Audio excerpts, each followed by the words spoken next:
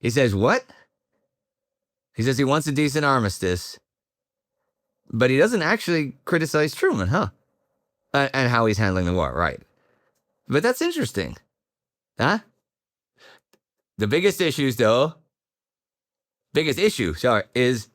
is liberty versus socialism. Well, yeah. Well, that's that plays. That's how it goes, yeah. Yeah, keep me posted. All right. Yeah, see it. June 9th, 1952. When someone normally is captured in war and sent to a POW camp, he might try to escape, but that's about it. But this is not the case with the communist POWs held by the UN forces in Korea. See, the communist prisoner's service frequently became more important with his capture. In the camp, his responsibilities turned from military to political military duties. Serious injury and even death is accepted if the ends seem worthwhile, and soft treatment only makes the POWs disobedient. Strength and force are recognized and understood. Bull Boatner, running the UN's Koje-Do POW camp, really has his hands full.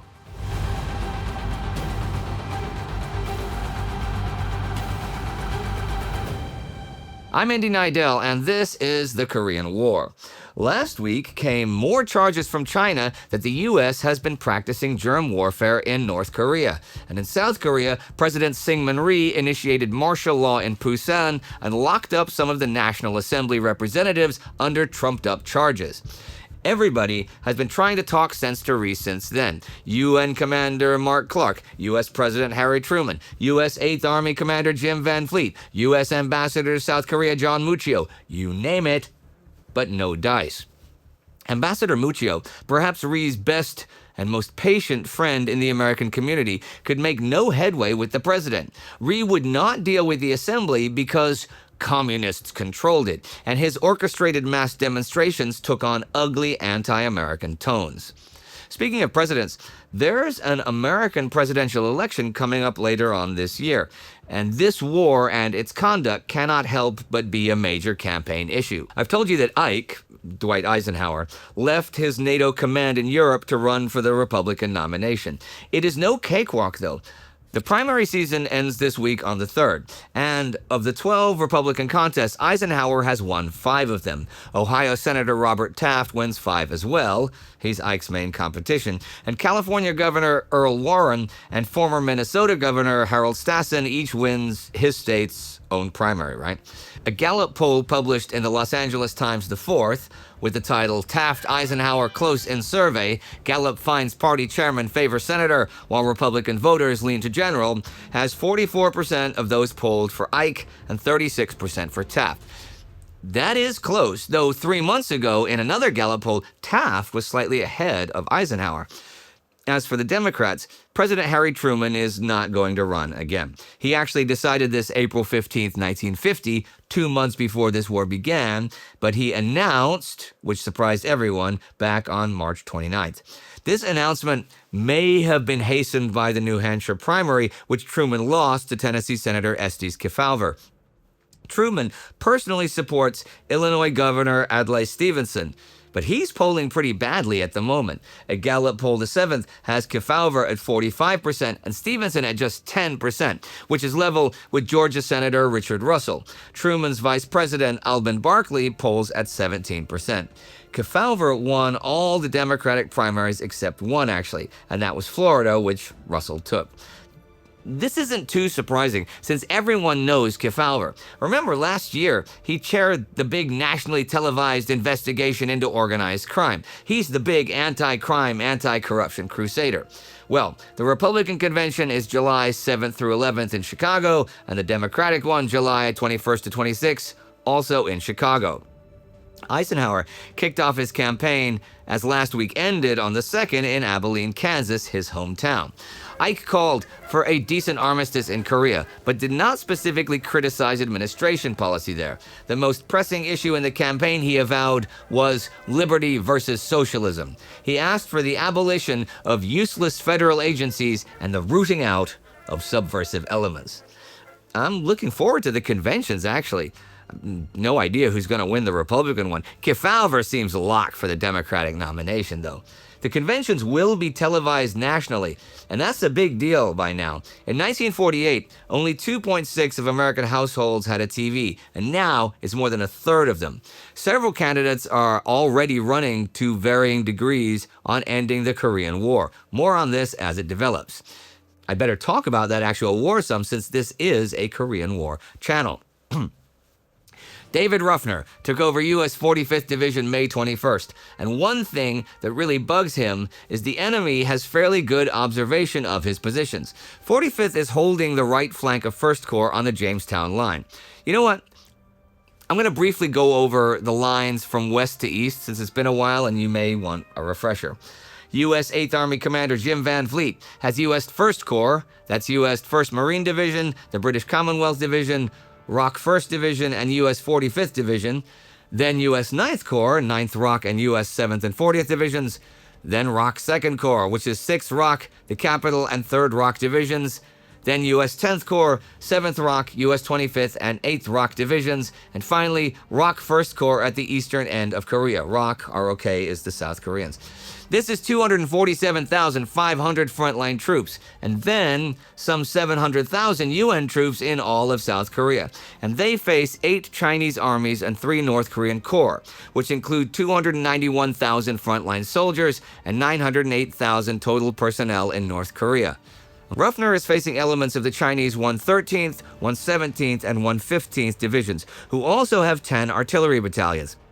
He has a plan called Operation Counter to move forward a few kilometers and take 12 outpost points from the enemy and fix this being under observation situation.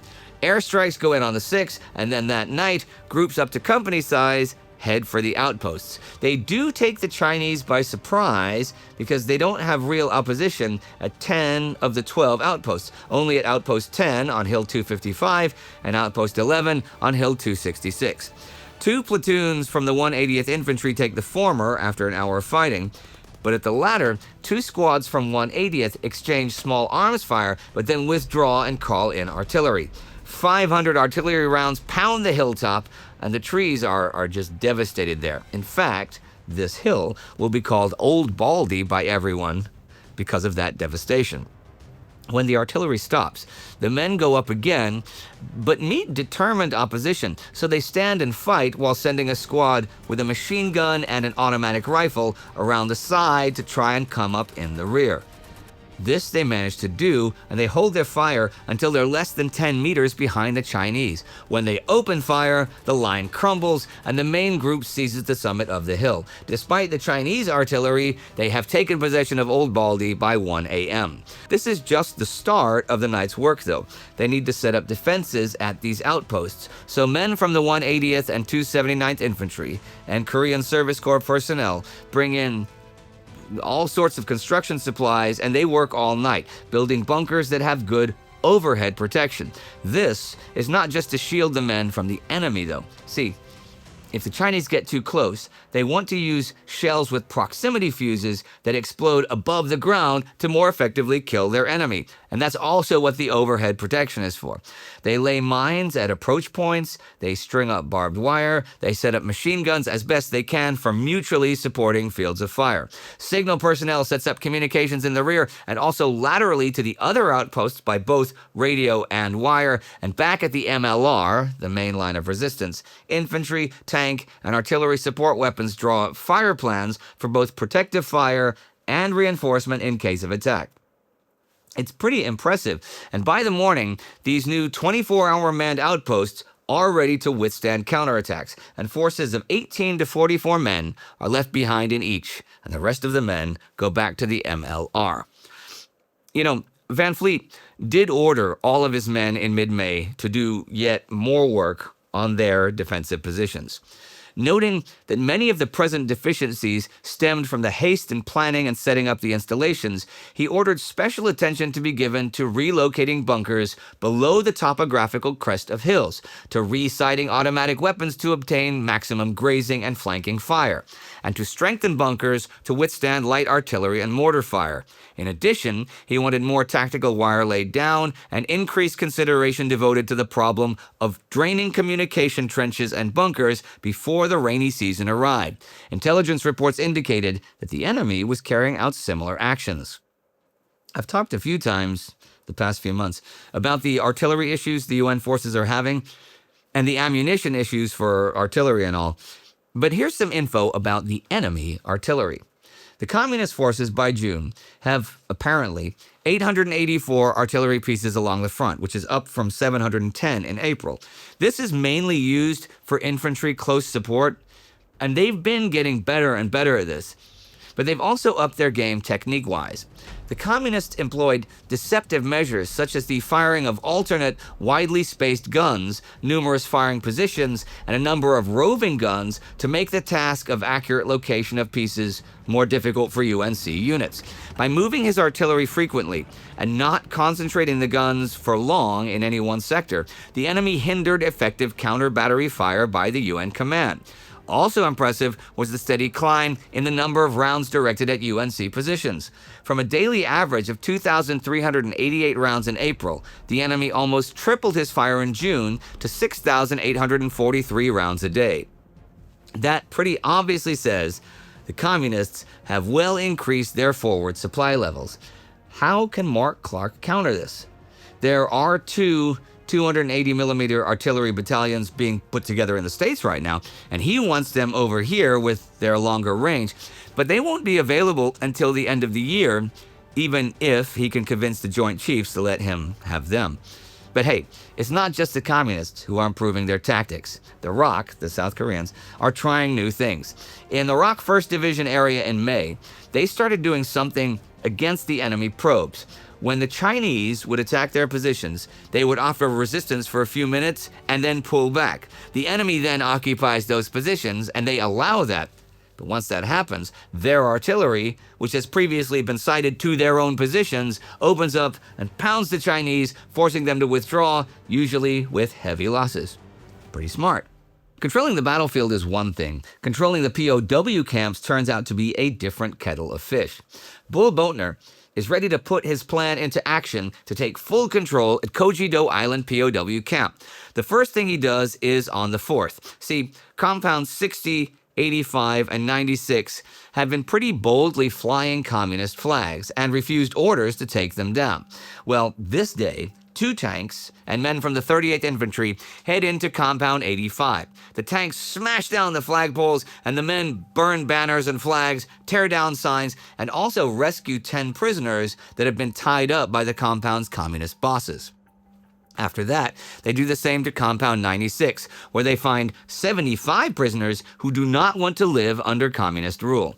As for Compound 60, they don't even use the tanks. They fire tear gas into the compound and just go in and chop the poles down. Neither side takes any casualties in these actions, and I must say that the flagpoles are put back up again on the 5th, but this really is sort of a test run for Boatner for what he wants to do next week. It's funny with the prisoners. As I said at the very beginning, when someone normally is captured, he might try to escape, but that's about it. But this really is not the case with the communist POWs. The communist prisoner service did not end with his capture, but frequently became more important. In the prison camp, his responsibilities shifted from the military to political military duties. Easy to organize and well-disciplined, the loyal communist prisoners required strict control or they would exploit their position for propaganda purposes. Death or injury was readily accepted if the ends were worthwhile, and soft treatment merely made them more insolent and disobedient. Only force and strength were respected, for these were recognized and understood. So you really need top-quality personnel at the camps in general. But with the situation at Koje-Do, where the actual compounds are controlled by the POWs, the only way to really find what's going on in them and to prevent more fun surprises like the kidnapping of General Dodd, the camp commandant, a month ago, is to have trained counterintelligence agents actually planted inside the compounds to monitor stuff. I'm going to backtrack now and talk about how Boatner has progressed with his 3-phase plan. Phase 1 was to bring in more force, show the POWs who's boss. The first part of that was easy enough. How did it go with the second? Already on Boatner's second day in command at Koje-Do, May 13th, he got a call that all hell was breaking loose in a Chinese compound, one with 6,500 POWs. Now, There's a really good account of what happens in T.R. Fehrenbach's This Kind of War. So I'm just going to paraphrase that, right?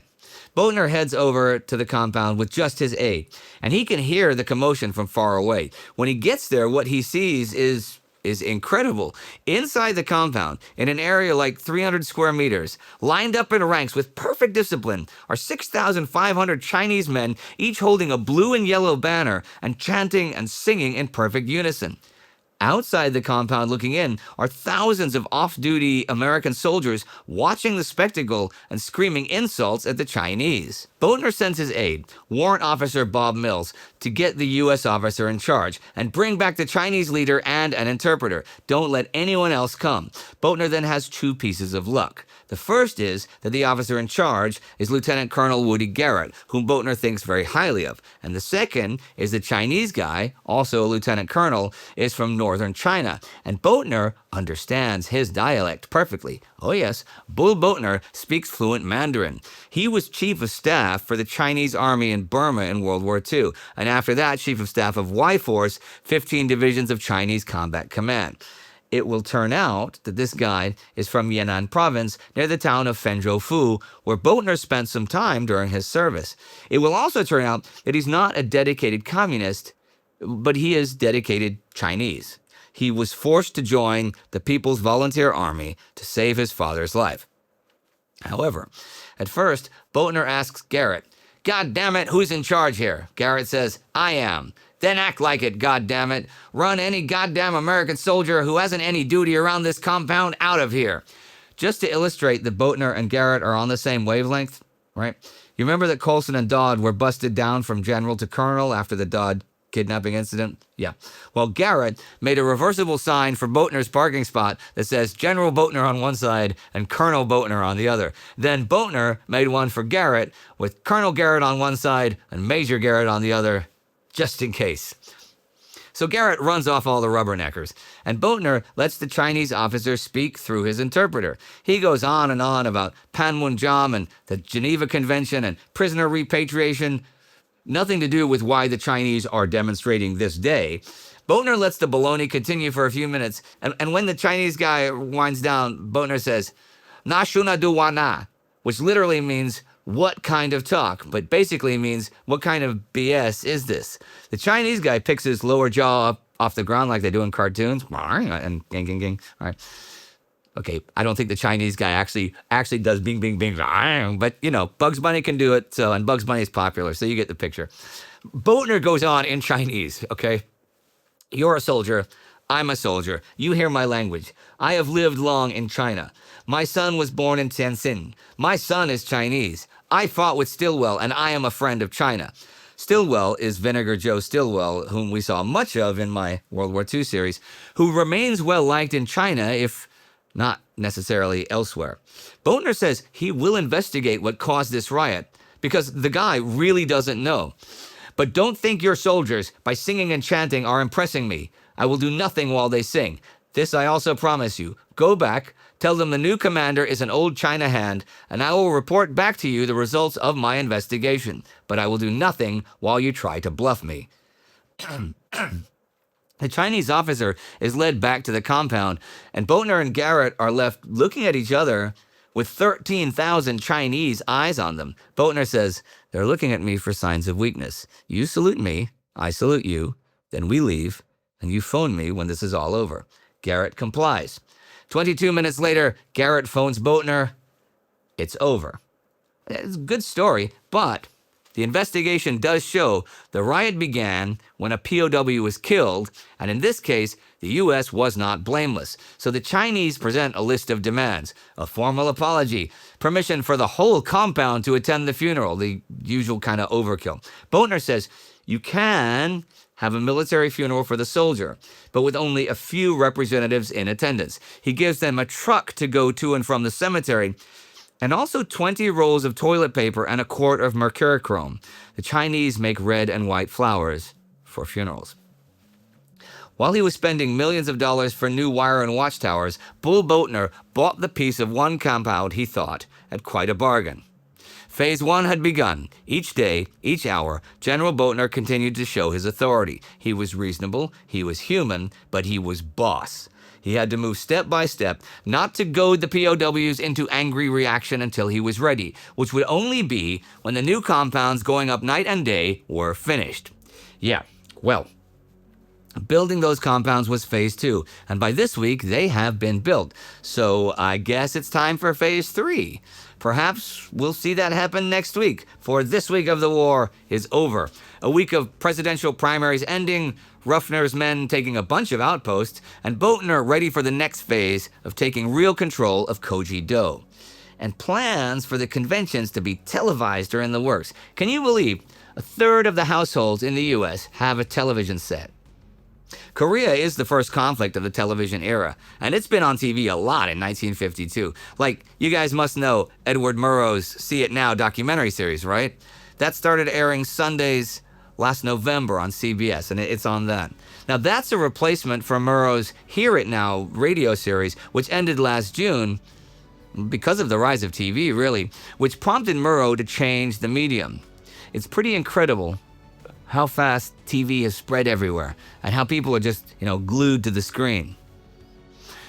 I bet they won't be doing it for that long, right? I mean, it's an interesting new thing, and I like it, but come on. I can't see people, far in the future spending all day just staring at a screen, right? Right? Okay, there's nothing wrong with staring at a screen if it's one of the Time Ghost productions you happen to be watching, like this one. That is perfectly fine, and if you want to keep doing that, then join the Time Ghost Army, for that is what keeps us going. You can join the Army at timeghost.tv or patreon.com. These are the newest commissioned Army officers, and Gabriela Kokosch is the Army Member of the Week here. Do not forget to subscribe. See you next time.